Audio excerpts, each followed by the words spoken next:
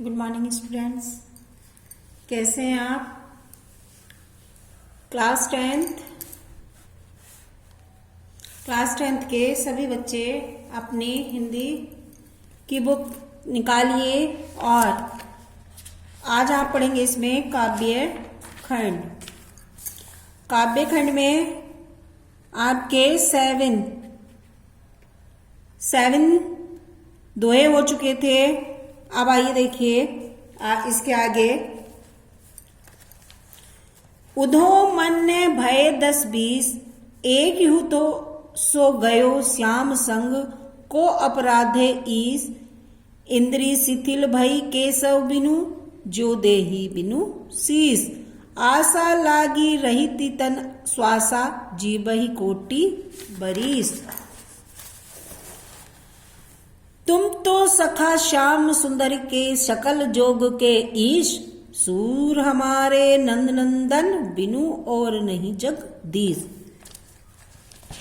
इस भ्रमर गीत में कवि सूरदास ने बताया कि यह भ्रमर गीत प्रसंग का एक सरस अंश है। जब श्री कृष्ण मथुरा चले गए हैं तो उनके वियोग में गोपियां बहुत अधिक व्याकुल हो गई हैं और उद्धव जी श्री कृष्ण का संदेश लेकर ब्रज में आए हैं। गोपियां उनसे अपने मन की व्यथा कह रही हैं कि वे श्री कृष्ण के अलावा किसी दूसरे की आराधना नहीं कर सकती। वे तो सिर्फ श्री कृष्ण की ही आराधना करती हैं। और उद्धव जी से कह रही हैं कि हे उद्धव मन ने भय 10-20, कि हे उद्धव हमारे पास 10-20 मन नहीं है। एक हूँ तो सो गयो, एक ही हमारे पास मन था। श्याम संग को अपराधे ईश, वह भी श्री कृष्ण के साथ चला गया। इंद्री शिथिल भई केशव बिनु, अब हम किस मन से तुम्हारे उस निर्गुण ब्रह्मा की आराधना करें। अर्थात श्री कृष्ण के बिना हमारी इंद्रियां जो है वो शिथिल हो गई हैं। जैसे बिनु जो देही बिनु शीस, जिस तरह से बिना सिर वाला धड़ शिथिल और बेकार हो जाता है, ठीक उसी प्रकार हमारी इंद्रियां भी शिथिल पड़ गई हैं। आशा रहती तन श्वासा, जीवहि कोटि बरीस। और बस हमें यही आशा लगी रहती है कि श्री कृष्ण के लौट आने की, कि हमारे शरीर में श्वास चल रही है और इसी आशा से हम करोड़ों वर्षों तक जीवित रह सकते हैं। मतलब अब हमें बस श्री कृष्ण के आने की चिंता लगी रहती है कि वो कभी आएंगे, और इसी चिंता में हमारे शरीर में जो है वो सांस चल रही है। इसी आशा से हम करोड़ों वर्षों तक जीवित रह सकते हैं। यह जीवहि कोटि बरीस, हम करोड़ों वर्षों तक जीवित रह सकते हैं। तुम तो सखा श्याम सुंदर के शकल जोग के ईश। हे उद्धव आप तो परम सुंदर श्री कृष्ण के मित्र हो। तुम तो सखा श्याम सुंदर के, कि तुम तो परम सुंदर श्री कृष्ण के मित्र हो और सभी प्रकार के स्वामी हो, यानी संयोग मिलन के स्वामी हो। आप हमारा मिलन करा सकते हो। सुंदर श्री कृष्ण के मित्र हो और सभी प्रकार के योग के स्वामी हो, अर्थात आप ही श्री कृष्ण से हमारा मिलन करा सकते हो। सूर हमारे नंद नंदन, बिनु और नहीं जगदीश।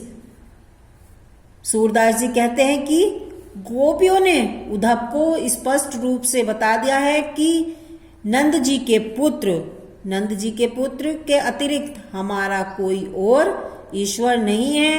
अर्थात हम श्री कृष्ण ही हमारे एकमात्र आराध्य हैं। एक बार फिर से सुनिए। गोपियां कहती हैं कि हे उद्धव, हमारे पास 10-20 मन नहीं है, हमारे पास एक ही मन था, सो वह भी श्री कृष्ण के साथ चला गया।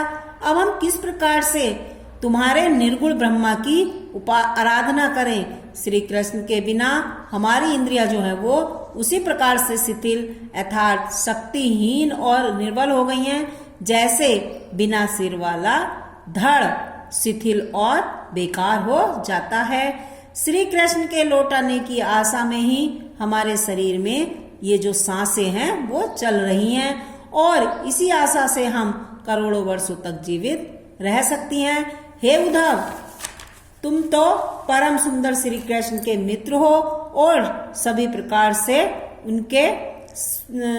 प्रकार के योग के स्वामी हो, अर्थात श्री कृष्ण से हमारा मिलन आप ही करा सकते हो। सूरदास जी कहते हैं कि गोपियों ने उद्धव को स्पष्ट रूप से यह बता दिया है कि नंद जी का जो पुत्र है श्री कृष्ण के अतिरिक्त हमारा कोई और ईश्वर नहीं है, अर्थात श्री कृष्ण हमारे एकमात्र आराध्य हैं। निर्गुण कौन देश को बासी, मधुकर कहीं समुझाही शोध दे, बुझती साँच न हासी, को है जनक कौन है जननी, कौन नारी को दासी, कैसे बरन बेस है कैसे की हूँ रस में अभिलाषी, पावे गो पुन कियो आपनो जोरे करे गो गासी, सुनत मोन है रहो बाबरो सूर सबे मति नासी। इसमें इन पंक्तियों में कवि ने बताया कि ब्रज में पहुंचकर उद्धव गोपियों को निर्गुण ब्रह्मा का उपदेश देते हैं। जब उद्धव ब्रज में पहुंच जाते हैं तो गोपियों को निर्गुण ब्रह्मा का उपदेश देते हैं। गोपियां साकार ब्रह्मा की उपासक हैं, वे उनकी बात को गंभीरता से नहीं सुनती और उद्धव द्वारा बताए गए निर्गुण ब्रह्मा का उपहास भ्रमर के माध्यम से करती हैं। वे कहती हैं कि निर्गुण कौन देश को बासी, हे भ्रमर निर्गुण ब्रह्मा किस देश का निवासी है। निर्गुण कौन देश को बासी, हे भ्रमर निर्गुण ब्रह्मा किस देश का निवासी है। हम मधुकर कहीं समझाई सो दे, हम सो मतलब शपथ, हम शपथ देकर सच पूछ रही हैं, बुद्धि चिति साच न हंसी, हम आपसे हंसी नहीं करती हैं। कैसो बरन, हम आपसे हंसी नहीं करती हैं, हमें यह बात पूरी तरह से समझाकर बताओ कि को है जनक कौन है जननी, कि उनके को है जनक उनके पिता कौन है जननी और उनकी माता कौन है, कौन नारी और उनकी पत्नी कौन है, को दासी और उनकी दासी कौन है। कैसो बरन, उनका कैसा रंग है, बरन रंग उनका कैसा रंग है, भेष है कैसो और उनका भेष क्या है, कि रस में अभिलाषी उसे किस रंग से अधिक लगाव है, उन्हें मतलब उसे किस रंग से अधिक लगाव है। पावे गोपुनि क्यों आपनो, यदि तुम हमसे कपट करोगे तो तुम उसका फल स्वयं ही भोगोगे, पाओगे पुण्य क्यों आपनो, यदि तुम हमसे कपट करोगे तो उसका फल तुम स्वयं पाओगे, जो रे करोगे गांसी और तो उसका फल स्वयं भोगोगे। सूरदास जी कहते हैं कि गोपियों के ऐसे तर्कपूर्ण प्रश्न सुनकर सुनत मोन है रहो बाबरो, गोपियों के ऐसे तर्कपूर्ण प्रश्न सुनकर उद्धव कृकृत्य भी मूढ़ हो गए और उनका विवेक जो है वो समाप्त हो गया। एक बार फिर से सुनिए। गोपियां कहती हैं कि हे भ्रमर निर्गुण ब्रह्मा किस देश का निवासी है, निर्गुण ब्रह्मा किस देश का निवासी है। हम शपथ देकर हम शपथ देकर सच पूछ रही हैं, हम तुमसे हंसी नहीं कर रही हैं, हमें यह बात पूरी तरह से समझाकर बता दो। कि उसका पिता कौन है, कौन माता है और कौन उसकी पत्नी है और कौन उसकी दासी है, कैसा उनका रंग है, कैसा भेष है और किस रंग से उन्हें अधिक लगाव है, कि रस में अभिलाषी और किस रंग का उन्हें लगाव है। यदि तुम हमसे पावोगे पुण्य क्यों आपनो जोरे करोगे गासी, यदि तुम हमसे कपट करोगे तो तुम उसका फल स्वयं ही भोगोगे। सुनत मोहन है रहो बाबरो सूर सबे मति नासी। ऐसे गोपियों के तर्कपूर्ण प्रश्न सुनकर उद्धव कृत्य मूढ़ हो गए और उनका जो वो विवेक था वो समाप्त हो गया। संदेशो देव की सो कहियो, हो तो धाई तिहारे सुत की दया करत ही रहियो। जतपी टेब तुम जानती उनकी तव मोही कही आवे। प्रातः होत मेरे लाल लड़ेड़े माखन रोटी भावे।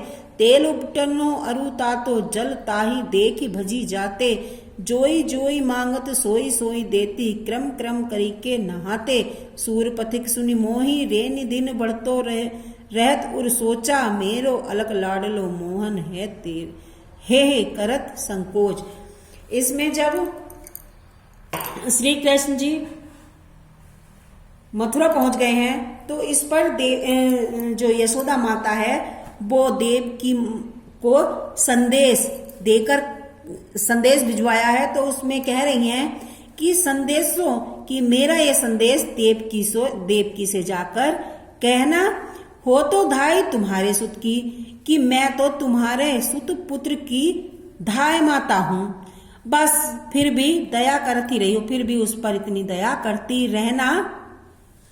जतपी टेव तुम जानती हो, जबकि तुम सब कुछ जानती हो, उनकी तव मोही कही आवे। जबकि तुम उनके बारे में सब कुछ जानती हो कि उन्हें क्या क्या चीज चाहिए। प्रातः हो तो मेरे लाल की लड़ेते, सुबह होते ही मेरे लाडले लाल को माखन रोटी बहुत अच्छी लगती है। माखन रोटी भावे, मेरे लाल को माखन रोटी अच्छी लगती है। तेल उपटनो अरु तातो जल ताही देखी भजी जातो। तेल उपटन और जल को देखकर बह डर के मारे भाग जाते हैं। और जोई जोई मांगत सोई सोई देती, जो जो वह मांगते हैं मैं वो उनको देती हूँ। क्रम क्रम करी के नहाते, और वे क्रम क्रम से करके वे नहाते हैं, स्नान करते हैं। सूरदास जी कहते हैं कि सूर पथिक सुन मोही, कि हे राही तू मेरी सुन ले रहनी दिन बढ़ते जाइयो, कि इसी तरह से दिन रात बढ़ते रहते हैं। और मैं उर सोचा और उनको यह सोच करके गले से लगा लेती हूँ और गले से लगा लेती हूँ। मेरी अलग लड़े तो मोहन हे करत संकोच। मेरे यदि मोहन को लाड लड़ाने में यदि तुम संकोच करोगी तो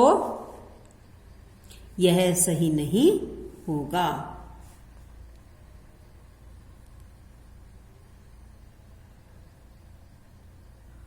ओके, आज के लिए इतना ही।